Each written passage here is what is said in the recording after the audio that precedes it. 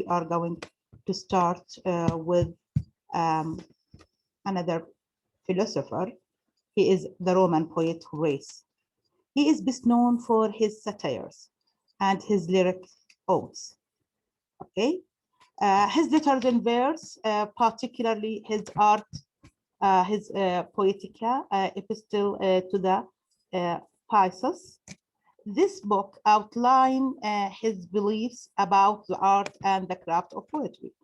He focuses his discussion with regard art in one genre, which is poetry.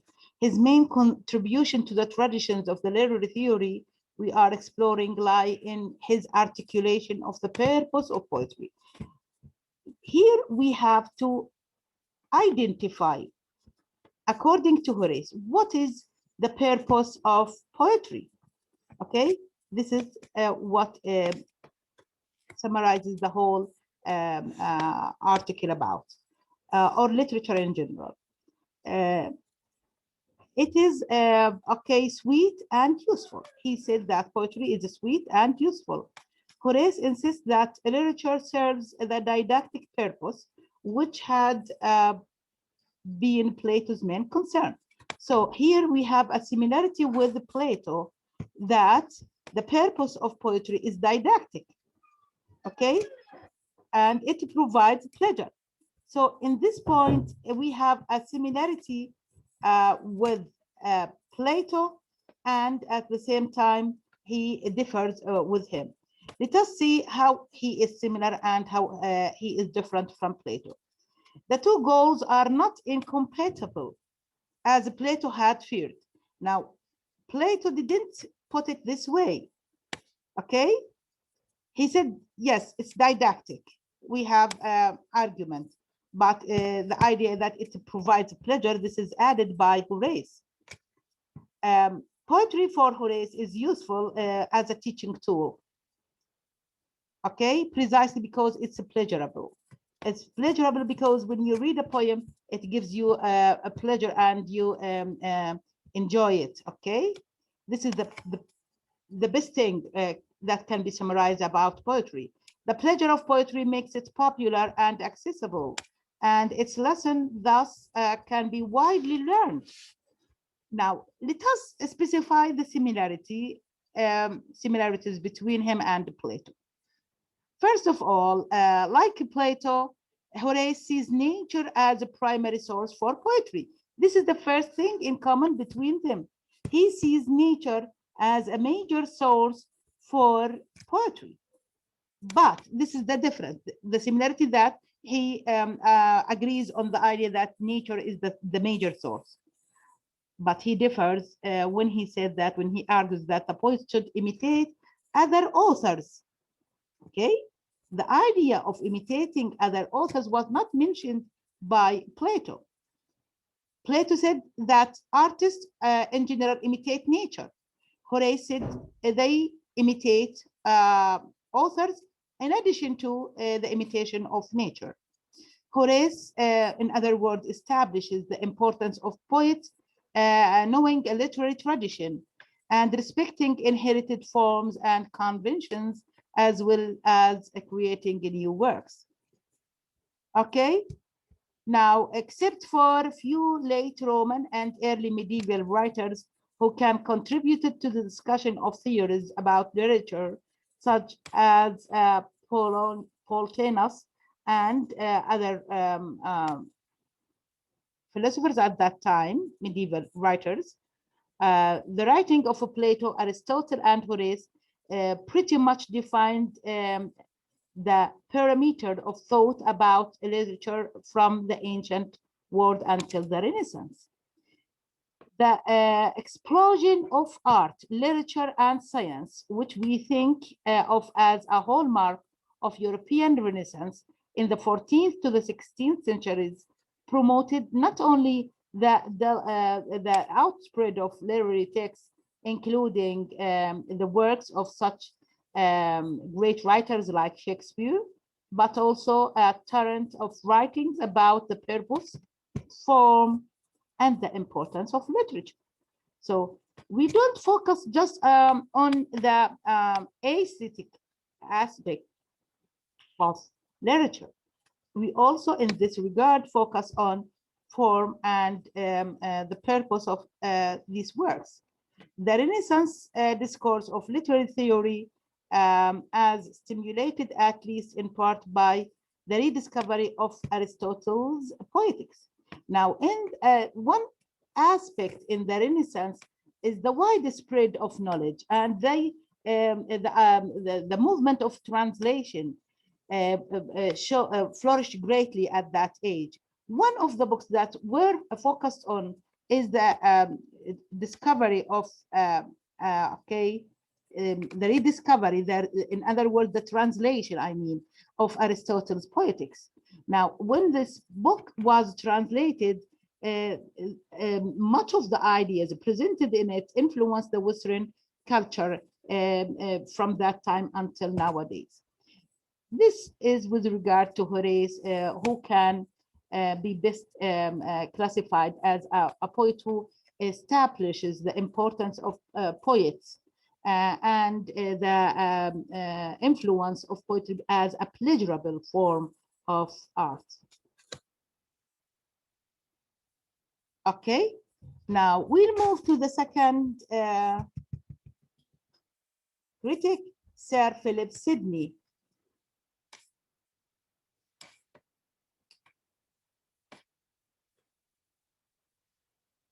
Now, as I told you earlier, in the Middle Ages, we have many writers like Chaucer.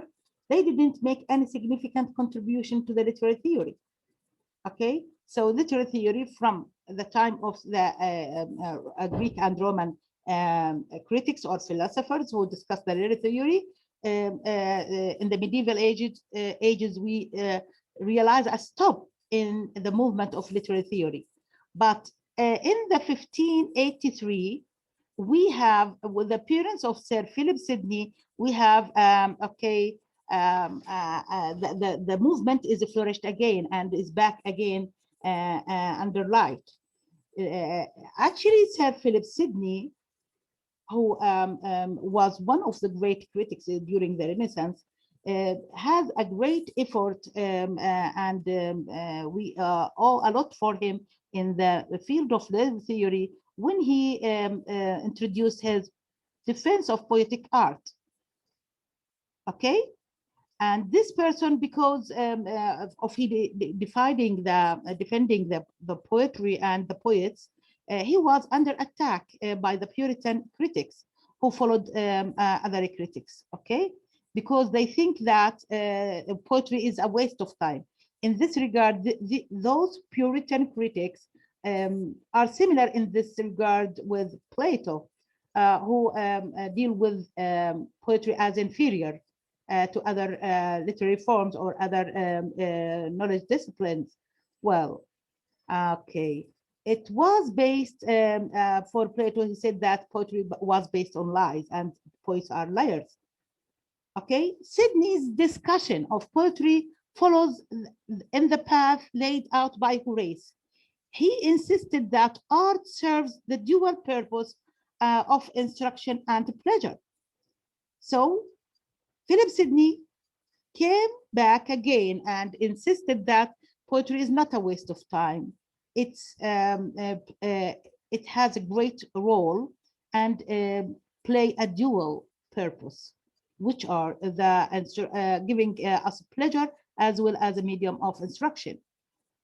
In this regard, Sidney, according to Sidney, he said that poetry provides a vehicle for instruction, instructing readers in the proper ways to be, think, act, believe, and do just as much as sermons or histories. And it has the advantage over these drier forms of providing enjoyment while it teaches. This is the major point. It provides enjoyment while it teaches. He answers the Puritan accusation that poetry is the mother of lies. He answered them and he told them, no, it's not lies. Poetry is not lies, by following Aristotle logic. So in this regard, Sidney is a follower of Aristotle's philosophic point with regard to literary theory. If poetry, he argues, were merely an imitation of nature, it would be necessarily an inferior copy, hence a form of falsehood. But if poetry was an act of creation, as argued by Aristotle, then it completes the process of nature, which nature leaves incomplete. How is this done? By teaching us the inner meaning of things and events of the external material world. Okay, this is the major idea that Sidney insists. And in this regard, we see him advocating and approving Aristotle's line of thought or line of criticism. We'll move to another critic, literary critic, I mean, who is contemporary to Sidney. He is Sir Francis Bacon. As I told you, he is a contemporary of Sidney, and Shakespeare also follows Aristotle rather than Plato. This writer, like Sidney, follows Aristotle, not Plato's idea. Okay, in what way? In insisting that poetry does not present inferior imitation. Okay, so he disapproves of Plato's idea that poetry is inferior. And he said, no, it's not inferior. Poetry is not inferior. Okay, but rather that it presents a world that is better than the one we live in. This is the new idea. He said, it's not only imitating or giving us a picture of the world. No, it creates a world better than the world we live in. Okay, Bacon argues that history, facts, and reason are necessary tied to human experience and can only present the world as it is known to our senses. In other words, let me explain it a little bit.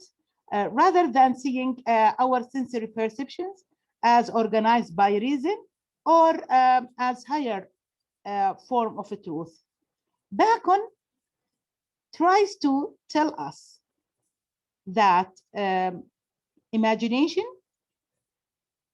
is free. It could not be limited.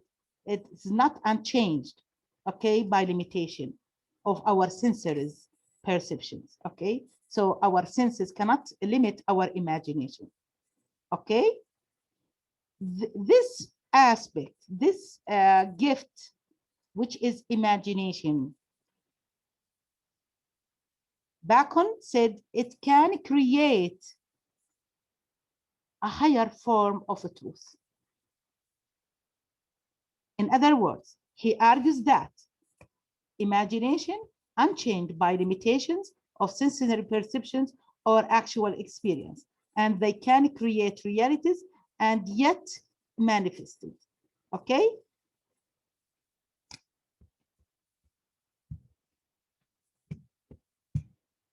Since desire, hope, imagination, and fantasy are not tied to physical laws of nature, he said that these things in our creation are not limited or are not tied by the physical laws of nature. They are desire, hope, imagination, and fantasy. These four elements are not tied to the common physical laws around us, okay? Because they are not limited, then poetry can present history which, far from being a dangerous, like can speak directly to the human soul and not just to the rational mind. So this is higher degree. When you make poetry directly speaking or addressing the soul of man, it's higher than that which addresses a human's mind. In other words, it gives us a truth, but in a higher form, which is that can be attained or can be addressed to the soul of man. Far from being dangerous and subversive, Bacon concludes poetry has some participation of divineness because it can and does raise and erect the mind. How is that? How can poetry raise a human mind? Simply by, as Bacon argues, by submitting the show of things to the desires of the mind, whereas reason by itself, let me quote the words of Bacon, doth buckle and bow the mind unto the nature of things. In other words, just as the soul is greater than the world, so the imagined reality of poetry is greater than the perceptible material world. Why? Because soul is greater than the physical body. Even more importantly, for Bacon, poetry is greater than rationality. Okay, this is a complete contradiction to Plato's idea. Poetry is greater than mind, than reason. Why? For Bacon, he said reason can only observe the pre-existing material world, okay? And in other words, not change it, not alter it. Poetry allows the mind to create its own world and rule over them, okay? This is very important. Poetry is not inferior, it's higher, because it allows mind to create his own world, a new different world. This world is much more better than the world we live in. Not only this, it enables this person, this man, to rule the rule over this world. Now we'll move to another critic who discussed the literary theory, Joseph Addison. Okay, we have 3 published essays in the Spectator, published in June 1712. Addison explores the question of how poetry creates pleasure. Now, the one who said that poetry creates pleasure was the first one said by Horace. Now, Addison explained how poetry could create pleasure. In this regard, he tries to go back to the earlier philosophers like Plato and Aristotle, and he takes, he approves some of Plato's ideas and disagrees with Aristotle or Plato's ideas. Let us see how he, in this regard, similar or different to earlier critics before him. Like Plato, he is concerned with how a literary work affects its reader. Remember that when we discussed Plato, we said that Plato knows the importance of literature, and he said that literature can influence the audience, and in this regard, he considered it dangerous because especially the weak-minded slice of the society, according to Plato, the children and women are influenced by artists and poets in particular. In other words, he admitted that literature is what important because it can influence readers. Okay, in this point, Addison is similar to Plato. He agreed with him that a literary work affects the reader. But the difference is, unlike Plato, he is less concerned with the moral effect of the poem than with its aesthetic effect. Remember when we discussed Plato, we said that Plato was concerned with the content more than with the form.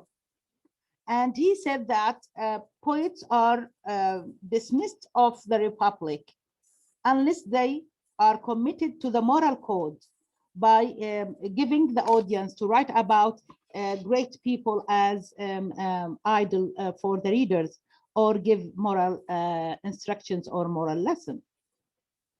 He was not concerned at all with the form of the poem or literature. He was concerned with the moral aspect, and because of this, he was called, his criticism, his way for criticism was called the moral criticism. But Horace here, Addison, he agrees with him that literature is important, but he doesn't agree with him that only the moral content is important and that the form is not important. He was concerned also in this regard with the aesthetic effect. In other words, he cares a lot for the form. This is the difference between him and Plato. He is interested more in how a poem delights than in how it instructs. He's not interested in the way how the poem it instructs or give moral instructions. Okay, this is the major difference between him and Plato. Addison describes the kind of a pleasure in imagination. He said that the pleasure we find in poetry is embedded in imagination. He distinguishes the powers of imagination from the power of reason. He said that imagination has greater power than that of reason. And he distinguishing between the two powers, that of imagination and the power of reason. Noting that while reason investigates the causes of things, imagination is content with experiencing them, either directly through representations. The imagination is less refined than the faculty of reason and provides pleasure from observation of the obvious, rather than probing hidden causation. What does this mean? This means that the pleasures of imagination are thus more easily acquired than those of reason. So this is the conclusion that he reached it. Yes, we have a pleasure, and imagination has a great power. And so also we have reason has great power, but the power of imagination lies in the pleasure of imagination, which is simpler and could be easily acquired than those of reason. In other words, he wants to say that the pleasure of reason are complicated and more difficult if compared to that of imagination. Okay, and that also enhances that it made imagination more widely available to untrained minds. Those people who are not having higher degrees of intelligence, okay, or higher degree of education, or smart people, this power, the power of imagination, is attainable for those people, okay, whose minds, as expressed by Addison, untrained minds, according to Addison. In this regard, if we want to compare Addison with Sidney, Addison agrees with Sidney and Bacon that art is not just an imitation of nature, but an improvement or completion of nature. Okay, this is the similarity between him and Sidney and Bacon. Addison agrees with Sidney and Bacon that art is just not an imitation, but an improvement and completion. He points out that the secondary pleasure of imagination makes it possible for an experience which would be disagreeable in actuality to be represented in a pleasurable form. Okay, what about the idea that raised earlier by Plato about the danger of art? In this regard, he said, the danger of art in this logic lies in its ability to make represented experience preferable, okay, to actual experience. Here is the danger of art. The danger of art lies in its ability to make the represented experience preferable to the actual experience. The imaginated ideas in your mind, the things that you imagine them, sometimes are more beautiful than reality. When you prefer to live in imagination rather than to live according to realistic environment, here lies the danger.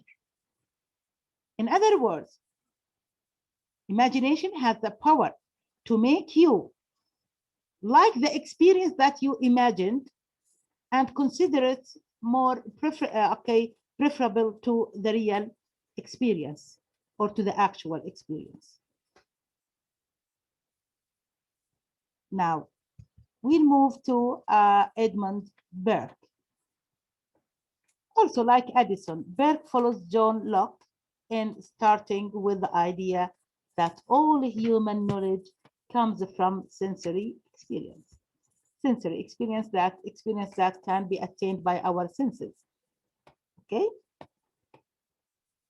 Burke describes imagination as the capacity to create complex ideas through the combination of simple ideas gathered through the senses. Let me explain it. Imaginations, the power of imagination is greater than any other power. And it's, in other words, creative. This power is creative. It's creative in two ways. The first way is to represent the images of nature in the manner in which the senses see them, not as they are. This is the first one. And the second one is to combine these images in a new way, in a new different ways. In other words, Burke insists that imagination cannot achieve wholly original creations. It only combines, and perhaps the sensory perception the mind receives, but imagination is not tied to natural world. Imagination combines this perceivable world. It reshapes it. When I say it reshapes it, it puts it in a new shape according to the way the poet or the artist see it. So for Burke, art is not an imitation or a copy, as mentioned or argued earlier by Plato. Itself is a kind of recreation of the world, because you are putting it in a new form, or you are shaping it as an artist. You are reshaping or recreating this world that we see or we perceive by our senses. Burke suggests that the critical assessment of art should be based on the idea of taste. The idea of taste for Burke is very important. It is the conception of what one wants a representation to do. It varied from one artist to another. And this is what made us like a certain work more than other, because everyone has his own special taste. A shoemaker, for example, may want an accurate picture of a shoe, while a dancer may want a picture that gives a sense of the show's motion and liveliness. They are speaking about or discussing, or they are about the same thing, which is shoe. But this instance different from one to another according to his own taste. The shoemaker wants a real picture of the real shoe, but a person who is interested in the movement, like a dancer, is interested in the motion and liveliness of the work. Taste is the matter of sensibility, according to Burke, rather than a question of reason and logic. This is very important. This sentence summarizes the whole idea of Burke's theory. This point is added. The first one who added it is Burke, the idea of sense and the idea of taste. And this taste is a matter of sensibility. It's not a matter of mind. It's not a matter of logic. In other words, Burke believed that it's more common than reason, that this taste is more important and more common than reason. Why? Because reason requires education and training. It requires high mental skills, high mental level, high or great degree of education. This is reason. But the sensibility, which is related to taste is related to sensibility, can be developed to be greater or lesser degree in individuals. It is according to the individual himself. Doesn't need education, doesn't need higher level of knowledge. For Burke, different viewers get different kinds of pleasures. Why? Because everyone see it differently, according to his own taste. What you like, maybe for another viewer, is not good or is not enjoyable. Why? Because the taste is different. For Burke, different viewers get different kinds of pleasures from different kinds of mimetic representation. This view lends itself to question of how a society can educate its citizens' sensibility or taste. And he adds another important point, that because of taste is important, we have to, as society, I mean, to educate the citizens in the regard of the sensibility or taste, as well as, of course, the logical capacity. So most societies focus on the logical capacity by establishing schools and universities, and they focus on the academic aspect.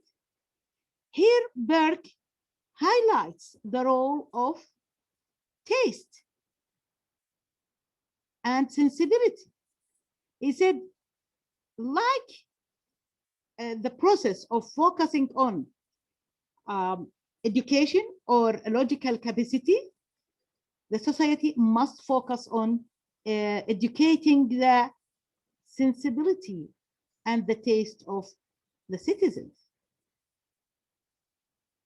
What will happen if we focus on the 2 points? I mean, the logical capacity, educating the logical capacity represented by the academic institutions, and educating the citizens' sensibility. Of course, if we have this point as a major goal for the citizens, here we teach people how to take a pleasurable experience and to take pleasure in the highest form of art.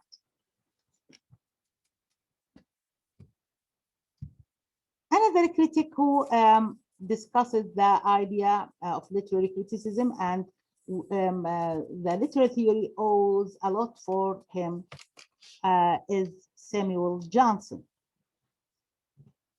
His essay on fiction appeared in March 31st, 1750s.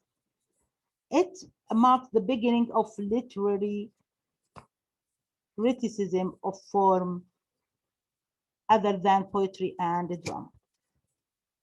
Okay. Now he focuses on the forms. He earlier, all the critics and writers and philosophers focuses on two genres, poetry and drama. The discussion of fiction appeared in the middle of the 18th century, following the rise of the novel as an important literary form. Previously, novel was not discussed at all and not mentioned because it rise in the middle of the 18th and 19th century, the great development of novel. Okay, like other kinds of art, fiction depends on the idea of mimesis, presenting stories which imitate nature or real life.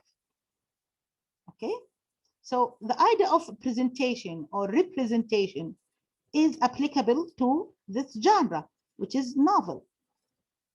Short, either fiction, I mean, either short story or novel. Unlike poetry or drama, fiction depends on the principle of realism. This is the major difference that distinguishes fiction. In fiction, we have a presentation of stories, of individuals, and this individual experience is presented to the readers as if they were real people. The realism of fiction blurred the distinction between the imagined world of art and the real world of history and biography. This is very important. This aspect, which is realism, made a clear distinction. And this distinction became clearer when we want to compare and contrast between the imagined world of art and history and biography. When we speak about history and biography, we don't want to use imagination. We also focus on realism. Okay, but in art, we can apply the imagination techniques and tools. In this regard, fiction also depended on using language that aimed for transparency. The idea that language itself is different.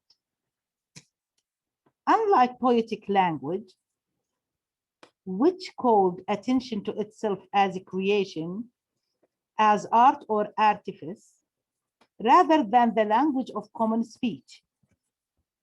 In poetry, the language is a creation different from the common speech, the daily language. This is in poetry. We pay great attention to the language and word choice and diction. Why? Because we put in our mind the rhyme and the rhythm. But the language of prose fiction work to call attention to the reality of a plot and character as a way and the way of form and narrative techniques. This is very important. In this regard, Johnson follows Plato in insisting that criticism of literature, especially he focuses on novel, of course. Johnson, criticism or literary theory, literary ideas concerned fiction, has to be based on an assessment of its moral effect. Again, the moral effect or the moral teaching or the moral content is back again. We realize that some critics agree with the idea of moral instruction of literature, others disagree. And here Johnson is similar to Plato in this regard. I mean, the moral effect of literature. What does the work do to the reader? He argues that good art is that which has a positive moral message. In this regard, he is identical with Plato. And he classified art into two categories, good art and bad art. The good art is, according to Johnson, is that which has a positive moral message, while bad art has a bad message. In this regard, he encouraging readers to emulate negative or destructive behavior. Novels are potentially more harmful than poetry. Wow. Do you believe it? Novels are potentially more harmful than poetry. Why? According to Johnson, because he believes that novels are the more realistic form, than thus more easily believed or mistaken for description of real life. The realism of fiction, according to Johnson, also tries, this realism ties the genre more closely to the actualities of a human existence because they do not contain the wild strain of imagination of poets and do not rely on the supernatural or inexplicable events.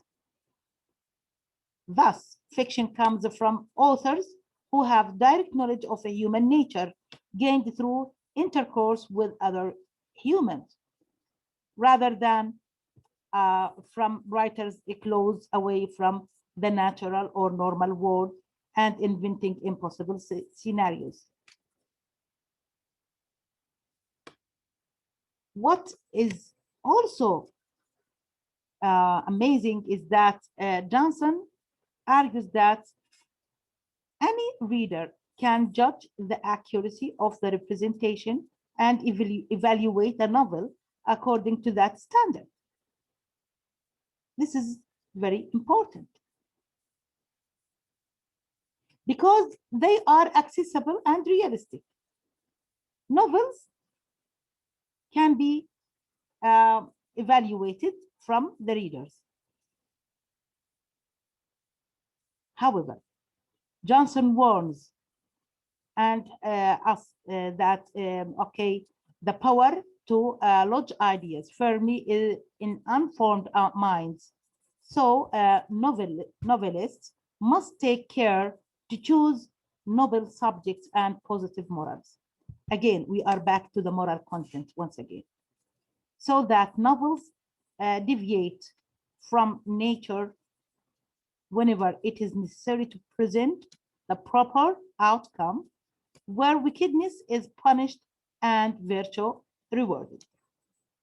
This summarized as mentioned earlier that he divided literature in two types, good literature and bad literature. The good literature is that which advocates or gives a good moral lesson or theme, while the wicked or bad literature is that which advocates a bad message. Even if you want to write a novel, he insists that wickedness must be punished and virtue is rewarded. Okay, by this, I think this is fair enough to our lecture. Next time, we are going to revise what we have.